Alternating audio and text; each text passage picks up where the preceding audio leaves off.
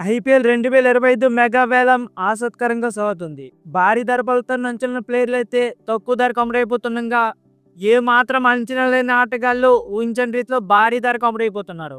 Afghan spinner Noor Ahmed విషయంలోనూ సరిగ్గా ఇదే జరిగింది.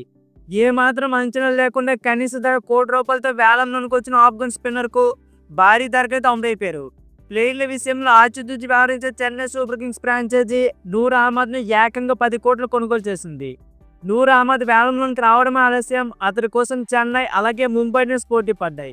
చివరకు చెన్నై సూపర్ కింగ్స్ ఆఫ్ఘన్ స్పిన్నర్ను సొంతం చేసుకుంది. గత ఐపీఎల్ సీజన్లో నూర్ అహ్మద్ గుజరాత్ టైటన్స్ తరఫున ఆడాడు. వచ్చే సీజన్ కోసం గుజరాత్ అతన్ని రిటైన్ చేసుకోలేదు.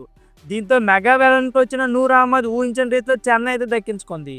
గుజరాత్ వదిలేసిన 19 ఏళ్ల నూర్ అహ్మద్ కోసం చెన్నై ఏకంగా 10 కోట్లు ఖర్చు పెట్టడం చర్చనీయాంశంగా మారింది. ఈ మెగా వేలంలో చెన్నై ఇప్పటివరకు అశ్విన్, రచిన్ రవీంద్ర, కాన్వే, నూర్ అహ్మద్ను కొనుగోలు చేసింది. ధోని, జడేజా, రుతురాజ్ గైక్వాడ్, మతీసా పత్రానా, శివం దుబేను వచ్చే సీజన్ కోసం చెన్నై రిటైన్ చేసుకున్న విషయం మనందరికీ తెలిసిందే. సో ఫ్రెండ్స్, ఇదే వీడియో.